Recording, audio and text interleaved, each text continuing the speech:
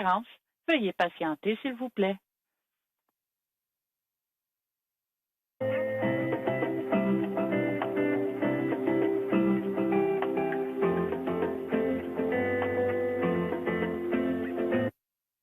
This conference is being recorded. Cette conférence est enregistrée. Bon après-midi et bienvenue à cette conférence de presse. Good afternoon and welcome to this press conference. Je vais maintenant passer la parole au ministre Leblanc pour débuter. I will now hand it over to Minister Leblanc. To begin. Merci beaucoup, Jean-Sébastien. Thank you very much, Jean-Sébastien. Good afternoon, everyone. Bonjour. Today, I am joined by my colleague, Minister Anita Anand, and Doctors Tam and New. Et je voudrais commencer tout de suite en cédant la parole à ma collègue, la ministre Anand. So to you, Anita. Thank you so much, Dom, and good afternoon, everyone. It has been incredible to see Canada's vaccination campaign racing ahead, with more and more Canadians rolling up their sleeves. To date, 3/4 of eligible Canadians have received at least one dose, putting Canada first in the G7, the G20, and the OECD. And second doses are quickly ramping up, with hundreds of thousands being administered daily. Indeed, 400,000 second doses were administered across the country yesterday, approximately. Our government has delivered more than 35 million doses to the provinces and territories, with 30 million doses administered already to Canadians. Je tiens à remercier sincèrement tous les Canadiens et toutes les Canadiennes qui se sont fait vacciner et j'encourage tous ceux et celles qui ne l'ont pas encore fait à recevoir leur première dose. Comme je l'ai déjà mentionné, mes fonctionnaires et moi-même avons travaillé fort pour que davantage de doses soient livrées au Canada plus rapidement.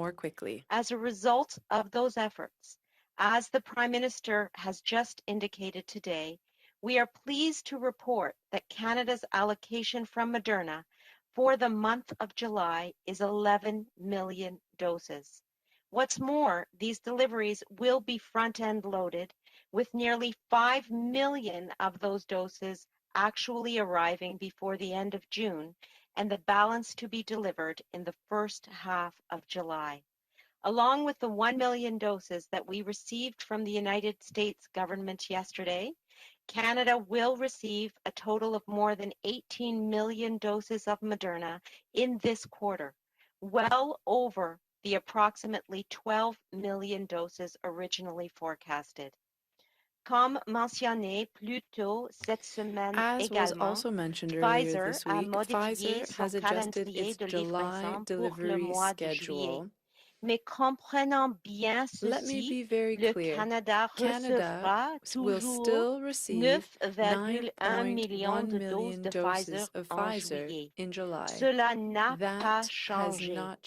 Toutefois, les livraisons des 2 premières semaines seront désormais inférieures à celles prévues initialement et les livraisons des 2 dernières semaines seront plus élevées pour compenser et combler la difference. As was also mentioned earlier in the week, Pfizer has adjusted its July delivery schedule.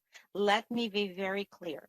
Canada will still receive 9.1 million doses of Pfizer in July. That has not changed. However, the deliveries in the first 2 weeks will now be lower than originally planned, and deliveries in the last 2 weeks will be higher to compensate and to make up the difference. In total, Canada is now set to receive more than 50 million doses by the end of June and more than 68 million doses by the end of July. This milestone in our vaccination campaign is the culmination of the monumental efforts of my PSPC team, who have worked around the clock since day one, continually negotiating with our suppliers in a relentless push to accelerate deliveries from later to earlier time periods this year. Our vaccine plan is paying off. We are seeing the results today, and our government will continue to bring millions of doses here for Canadians every single week. As the vaccines continue to arrive, let us pledge to continue to work together to keep each other safe and to finish the fight against COVID-19. We have come so far. Let's keep going. Merci beaucoup, Megwech. Thank you. Merci beaucoup, Anita. Thank you very much. So over to you, Dr. Tam, and then to Dr. New. Thank you, Minister. Bonjour à tous. Nationally, Hello, everyone. the 7-day rolling averages continue to decline, and our current national average of 1,137 cases reported daily is down more than 85% from the peak of the third wave. Likewise, the average number of people with COVID-19 being treated in our hospitals each day is down more than 65% since the peak to 1,430 daily. Of these, on average, 650 people were being treated in intensive care units, and an average of 20 deaths were reported daily. Together, we've made incredible progress in lowering COVID-19 infection rates by maintaining precautions while we work to increase population immunity by expanding first dose vaccine programs and accelerating the second dose programs. The payoffs now and in the weeks and months to come will be invaluable. Just this week, healthcare workers had cause for great cheer as the Medical Surgical Intensive Care Unit at the Toronto General Hospital announced 0 COVID-19 patients for the first time since March 2020. In addition to preventing more severe illness and loss of life, our continued efforts to drive COVID-19 infection rates down everywhere is preparing us for a safer future by building a better buffer against the rise of the Delta variant. As we've seen every step of the way, the secret to all our successes has been people in Canada working together to stay informed, to help out in more ways than we could have imagined, and to step forward when it mattered most. And right now is an incredibly important moment for stepping up to get fully vaccinated. With COVID-19 disease activities waning, we have a window of opportunity to raise immunity as quickly and as high as possible to build a wall of protection through vaccination against emerging variants of concern like Delta. This week, we saw a great response to the start of the Pass the Baton COVID-19 vaccination campaign. The Canadian Olympians and Paralympians starting a relay of reasons on the importance of getting vaccinated against COVID-19. And using #MyWhy, people across Canada are joining in and sharing their own compelling stories, from protecting our health and healthcare system to getting back to the in-person connections that enrich our fitness, fun, learning, and growth. In short, Canadians are doing it for themselves, their families, their loved ones, and to be the coverage we want to see in the world. Working together, we can go for gold and get Canada back to the max. Thank you. Merci, Megwich. Bonjour à toutes et à tous.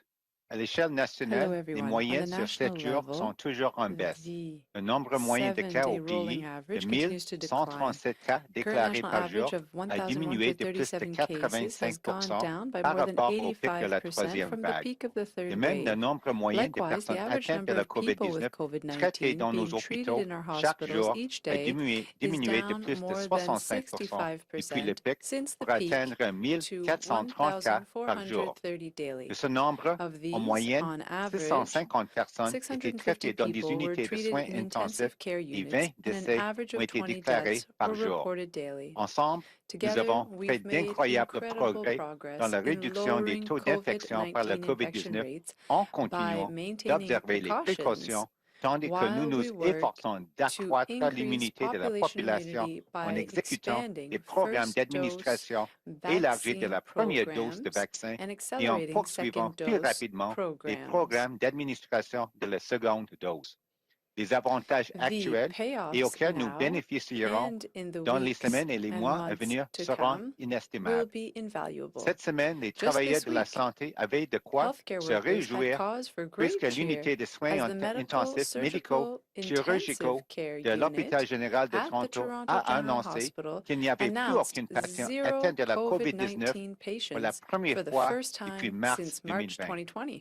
En plus de prévenir des maladies plus graves et des pertes de vie, nos efforts continus pour abaisser les taux d'infection par la COVID-19 partout dans le monde nous préparent à un avenir plus sûr en assurant une meilleure protection contre l'augmentation du nombre de cas du variant Delta.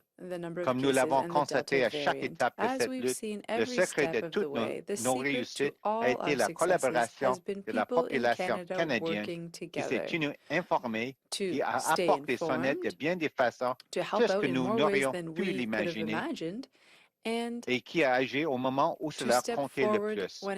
Et en ce moment, c'est le temps d'agir et de se faire entièrement vacciner.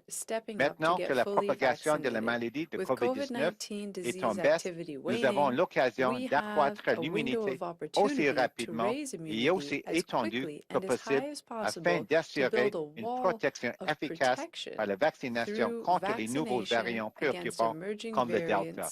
Cette semaine, le lancement de la campagne de vaccination contre la COVID-19 passé le témoin a suscité un vif intérêt. Les athlètes olympiques et paralympiques canadiens ont en effet lancé un relais de raison sur l'importance de se faire vacciner contre la COVID-19. En utilisant mots-clics Mes raisons, les gens de partout au Canada se joignent à nous et racontent leurs propres histoires fascinantes.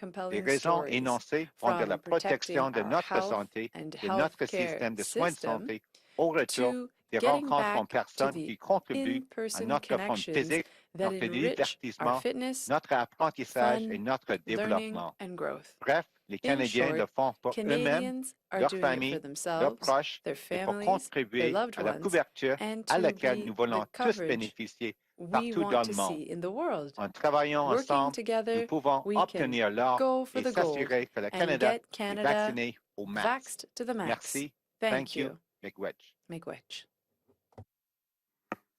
Thank you very much, Dr. New. And alors, to you, Jean-Sébastien, we're obviously ready to take questions. Merci beaucoup, Monsieur le ministre. Thank you very much, nous allons maintenant débuter la période de questions. We'll now start the We will now question period. take questions. As usual, it will be one question and one follow-up. Donc, comme d'habitude, ça va être une question et un suivi.